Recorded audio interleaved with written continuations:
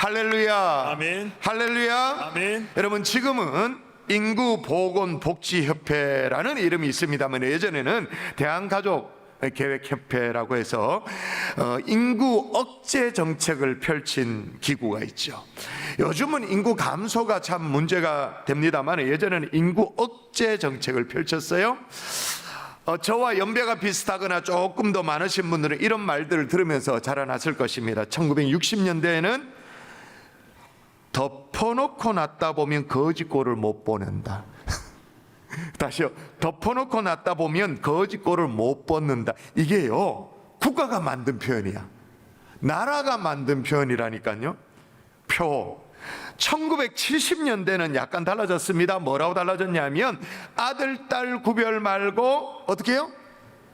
잘 아시네. 둘만 나 잘 기르자, 그렇게 했죠. 1980년대 또 달라졌습니다. 이제 둘도 안 될 것 같아. 둘도 안 돼서 어떻게 해요? 잘 키운 딸 하나, 10 아들 안 부럽다. 하나씩만 낳아도 삼천리는 초만원, 뭐 그러면서 슬로건이 있었죠. 근데 2000년대 딱 들어서면서 이게 분위기가 확 바뀌었습니다. 자녀에게 물려줄 최고의 유산은 형제입니다 라고 돼 있어요. 작년 2022년도에도 슬로건을 공모를 했는데 슬로건 공모 최우수상이 뭐냐면 당당한 출산휴가, 떳떳한 육아휴직, 든든한 직장문화, 이게 1등으로 된 거예요. 여러분, 이처럼 가족계에도 이제 시대마다 이게 막 상황이 변합니다. 상황도 변하고 구호도 변하고 방향도 변하고 계속 바뀝니다.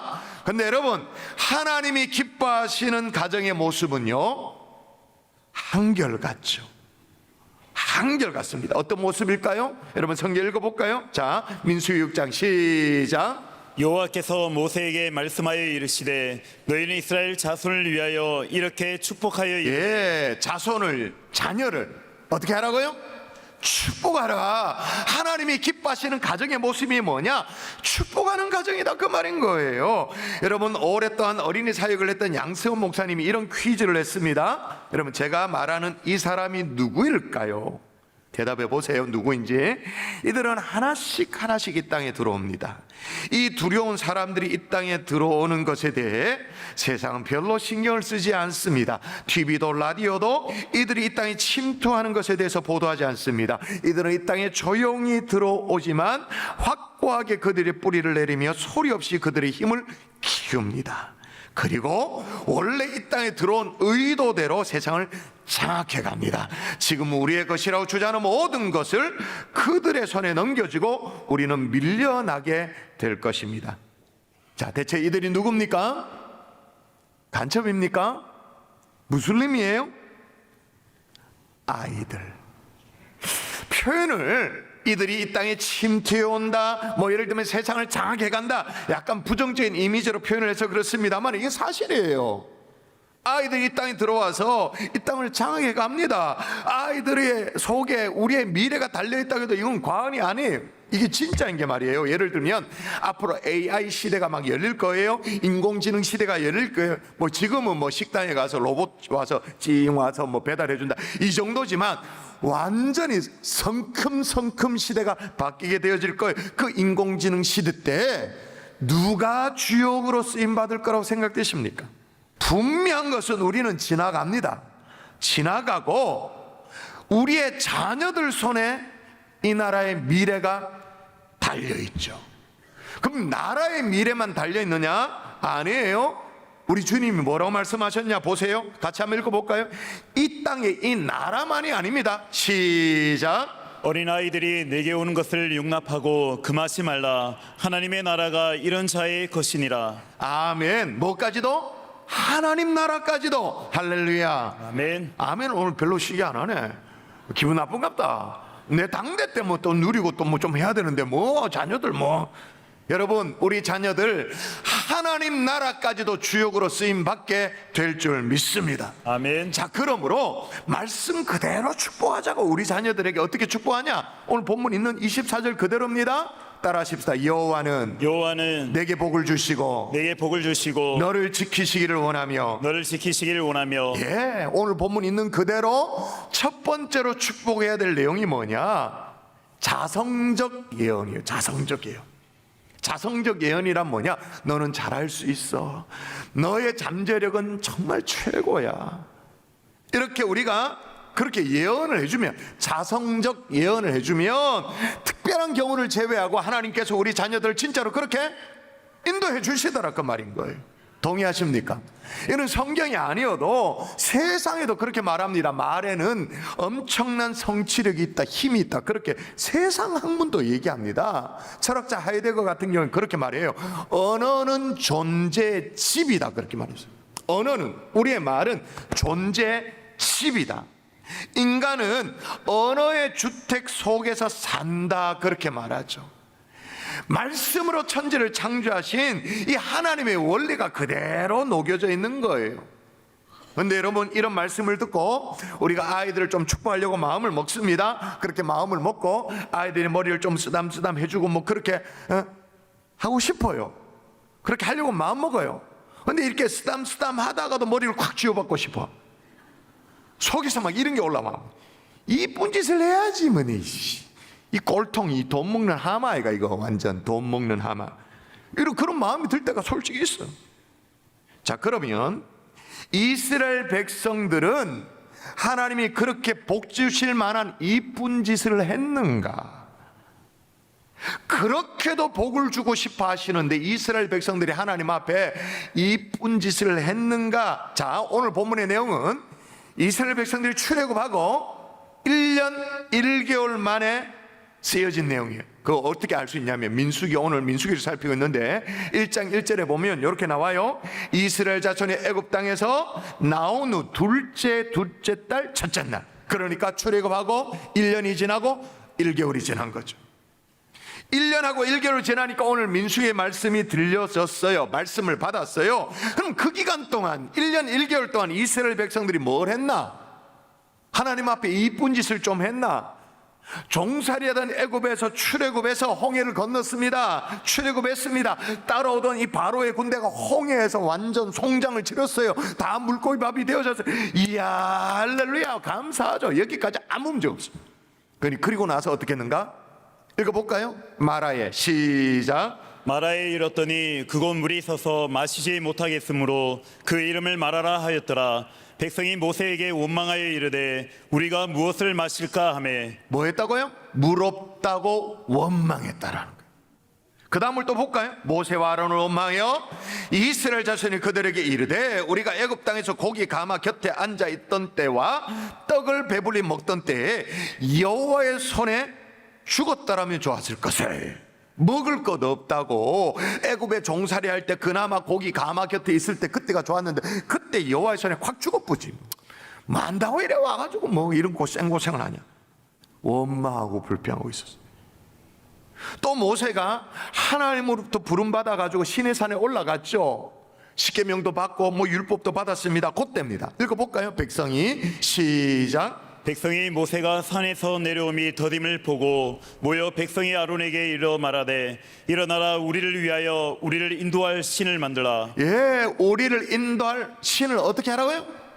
만들어라. 그 실제로 만들었죠. 금송아지. 그 만들어 놓고는 좋다고, 이게 우리를 인도하신 신이라고 덩실덩실 춤췄던 이스라엘 백성들이.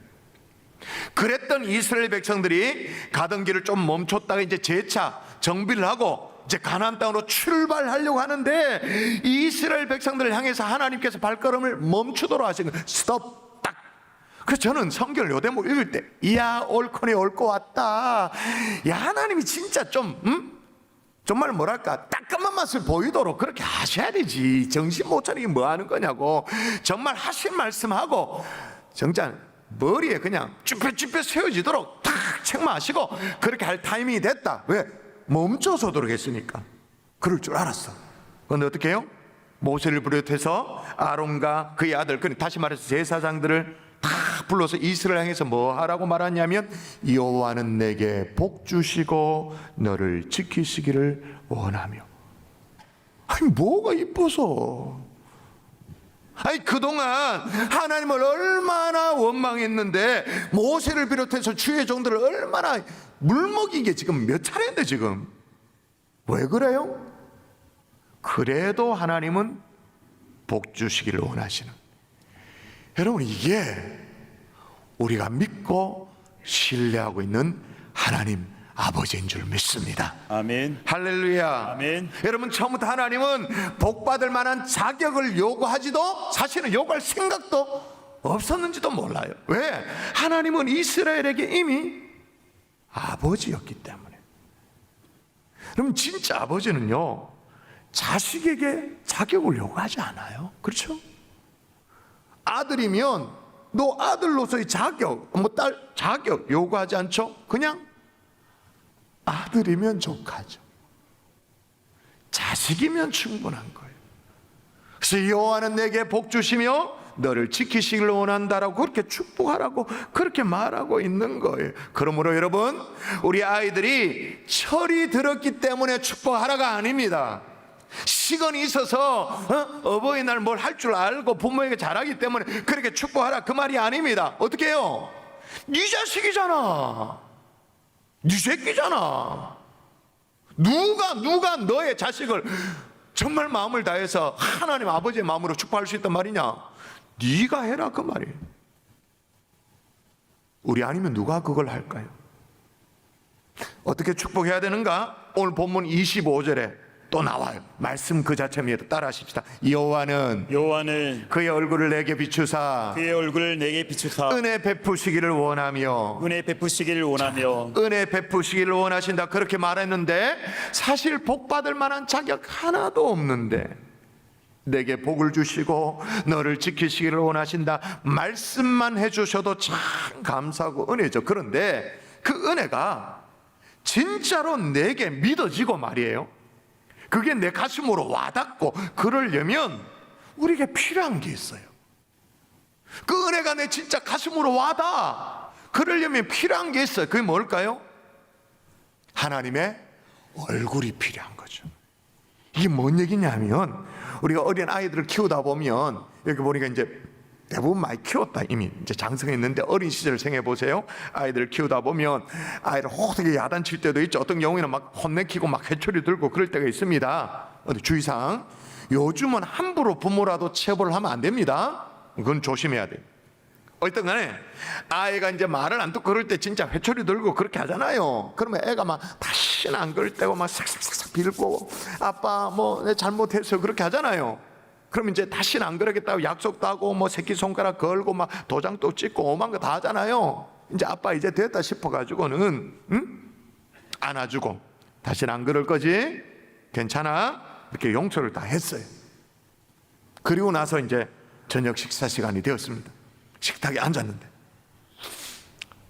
아이가 밥을 못 먹어. 그건 누구 집 얘기일까요? 옛날에 우리 집 얘기. 애가 밥이 어디로 들어간지를 몰라. 여전히 안절부절해. 왜 그런가요? 처벌이 끝났잖아요. 회초리가 없어졌잖아요. 다 끝나고 지금 안아주기도 하고 다 지금 그러고 나서 저녁 식사 시간인데 근데 아이가 여전히 안절부절해. 왜 그럴까요? 자기가 보기에, 아이가 보기에는 아직 아빠의 얼굴에 화가 안 풀렸어. 굳은 아빠의 얼굴 때문에.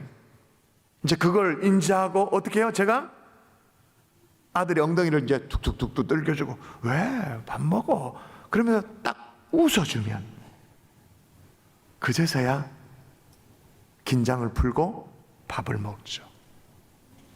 여러분, 우리는 말할 수 없는 죄인입니다. 동의하시죠? 하나님 앞에 도저히 고개를 들 수 없는 죄인입니다. 우리가 뭐 세상사의 죄인은 아닐지라도 하나님 앞에서는 죄인이에요. 근데 우리들이 은혜로 하나님 앞에 딱 서게 됐습니다. 이때 필요한 게 뭘까요? 하나님의 은혜의 얼굴, 아멘. 용서의 얼굴, 아멘. 은총의 얼굴. 아멘이십니까? 아멘. 그거 여러분에게 필요하지 않으세요? 하나님의 은혜의 얼굴, 자비의 얼굴, 용서의 얼굴이 여러분에게 필요가 없나요? 근데 오늘 본문에 보니까 여호와는 그의 얼굴을 내게 비추사 은혜 베푸시기를 뭐 하신다고요?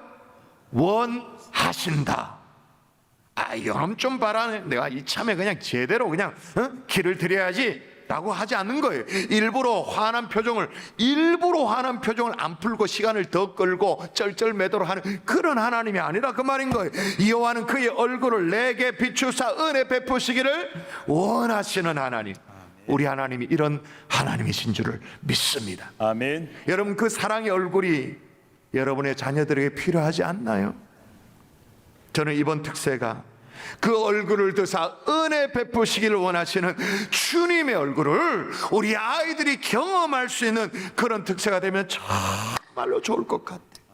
우리 자녀들에게 그런 영적 체험이 있는 그런 특세가 되어지면 하나님의 얼굴을 선물해 줄 수 있는, 하나님의 은혜를 선물해 줄 수 있는, 솔직히 말해서 우리가 하나님의 얼굴을 어떻게 선물합니까?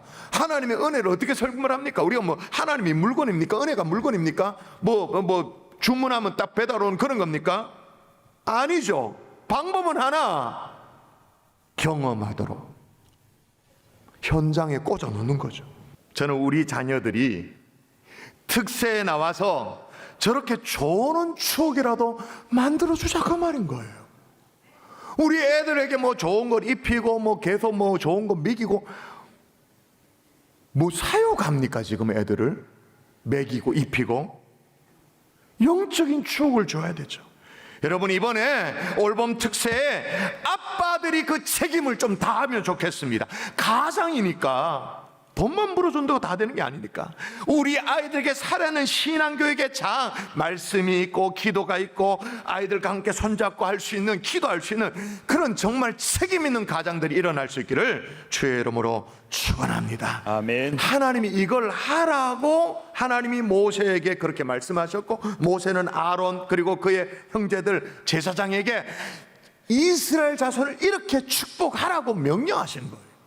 세 번째입니다. 따라합니다. 여호와는 그의 얼굴을 내게로 향하여 드사 그의 얼굴을 내게로 향하여 드사 평강 주시기를 원하노라. 평강 주시기를 원하노라. 평강, 여기 말하는 평강은 샬롬이죠. 그냥 심리적인 안도감 정도가 아닙니다. 정서적인 뭐 안정감 이 정도가 아닙니다. 실질적인 건강, 삶의 기쁨, 삶의 환희, 이런 것들이 다 복합적으로 있는 역동적인 평강, 샬롬을 준다는 거예요. 그러므로 여러분, 평강은 복의 근원 되신 하나님으로부터 오는 복의 최절정이죠. 오직 하나님만이 부어주실 수 있는 최고의 선물이 샬롬인 거예요. 근데 하나님께서 이 평강을 그렇게 축복하고 선포하는 것으로 끝나지 않고 평강의 실체를 이 땅에 보내주셨어요. 평강 그 자체, 바로 예수 그리스도. 자, 어디 그런 게 나오냐? 히브리서에 보면 예수님을 뭐라고 표현해놨는가, 묘사해놨는가 읽어볼까요? 같이 읽습니다. 시작. 그 이름을 해석하면 먼저는 의의 왕이요 그 다음은 살렘 왕이니 곧 평강의 왕이요. 아멘. 평강의 왕이다, 그렇게 말합니다. 예수 그리스도를 이 땅에 보내주셔서 모든 불의와 죄와 모든 것들을 멸하시고 그를 믿는 자들이 어찌할 수 없는 평강을 맛보게 하시는 거예요. 할렐루야. 아멘. 결국 여러분, 하나님이 우리 자녀들에게 주시기를 원하시는 진짜 축복이 뭐죠? 평강의 왕 예수 그리스도를 주기를 원합니다. 아멘. 여러분, 이런 얘기 아세요? 운전자는요 절대 멀미하는 법이 없대요. 뭐 안 그런 예도 있겠습니다만 멀미를 안 한대요. 왜 그러죠? 운전자 똑같이 앞자리에 있는데 조수석에 있는 사람 멀미도 하고 오바이트도 하고 오만 거 다 하는데 운전자는 멀미를 안 한대요. 왜 그런가? 방향을 알기 때문에. 우리 아이들이 인생의 멀미를 아주 지독하게 하고 있습니다. 안 그런가요? 왜 헤맬까요, 우리 아이들이? 방향을 모르니. 인생의 방향, 예수 그리스도를 잃어버렸기 때문에 헤매고 있는 멀미 중인 거예요. 그래서 믿음의 주여 온전케 하신 주님을 바라볼 수 있도록 도와줄 수 있는 부모님 될 수 있기를 주 예수의 이름으로 축원합니다. 아멘. 구세군의 어머니라고 불리는 캐서린 부스라는 여인이 계셨어요. 구세군의 창시자 윌리엄 부스의 아내가 되는 분인데 8명, 뭐 숫자가 많은 것도 중요합니다만은 더 중요한 것은 너무너무 자녀를 잘 양육한 거예요. 그래서 이 여사에게 많은 사람들이 와서 교육의 비결을 물어요. 여자가 대답을 해요. 이 대답이 아주 명료해요. 근데 아주 간담을 서늘하게 하기도 합니다. 명료하면서 굉장히 무섭습니다. 이 여인의 대답이 뭐냐? 언제나 악마보다 앞섰기 때문입니다. 나쁜 습관을 배우기 전에 좋은 습관을 먼저 가르치고, 악마가 나쁜 생각을 가르치기 전에 내가 먼저 좋은 생각을 가르치고, 악마가 나쁜 지혜를 가르치기 전에 내가 먼저 하나님의 지혜를 가르치고, 악마가 사단의 거짓과 위선과 악을 가르치기 전에 내가 먼저 하나님을 가르쳤기 때문입니다. 여러분, 자녀의 마음속은요, 여러분 이미 부모의 손을 떠났습니다. 세상 미디어에 음란하고 더럽고 이상한 것들 막 사단이 막 호작질한 걸로 막 넘칩니다. 그 마음에 평강의 왕 예수 그리스도를 분명히 가르칠 수 있는 이 올 가정의 달 될 수 있기를 주 예수 이름으로 축원합니다. 아멘. 내일부터 특세가 시작되어져요. 따라 하십시다. 마귀보다 부지런합시다. 마귀보다 앞섭시다. 아멘이십니까? 아멘. 말씀의 결론을 맺을게. 우리나라 부모들은요, 자녀 교육을 위해서는 정말 실로 눈물겨울 정도로 수고를 아끼지 않아요. 자녀 학원비를 위해서는 대리운전도 마다하지 않아요. 남의 집에 가서 가정 이렇게 그 도우미 마다하지 않아요. 아이들 대학 학비 유학 자금이라면 노후 통장 깨요.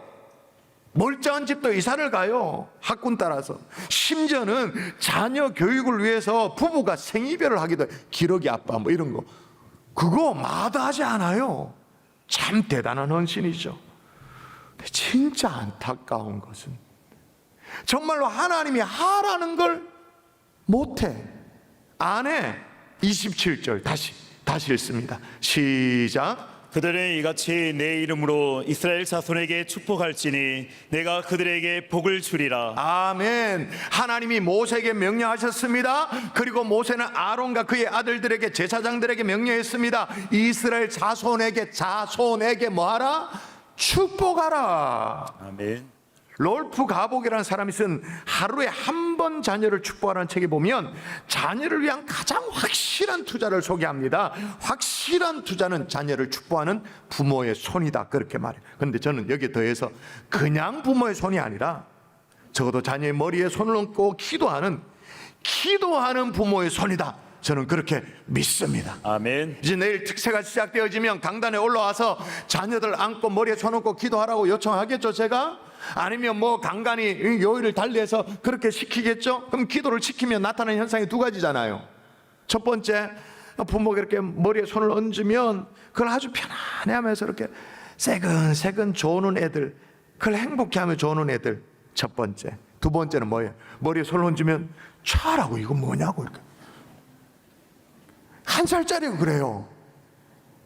2살짜리 뭘 안다고 머리에 손 얹으니까 이게 너무 어색하니까 이거 뭐냐고 이렇게 치우라고 이렇게 해.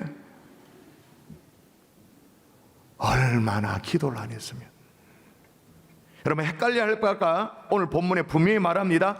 그렇게 진짜로 축복하면 누가 그들에게 복을 주신다고 말하는지 읽어보십시다. 자, 다시 잘 읽어보세요. 성경 그대로를 보세요. 시작. 그들은 이같이 내 이름으로 이스라엘 자손에게 축복할지니 내가 그들에게 복을 주리라. 예, 누가 복을 준다고요? 내가. 아론과 그 아들들 하나님의 말씀에 따라 축복할 따름인데, 그러면 누가 복을 준다고 말하냐면 내가, 하나님이 그들에게 복을 주리라. 마찬가지예요. 여러분이 여러분의 자녀를 축복하면 누가 복을 준다고요? 하나님이. 아멘. 아멘이십니까? 아멘. 이번 한 주간 그거 해보자고요.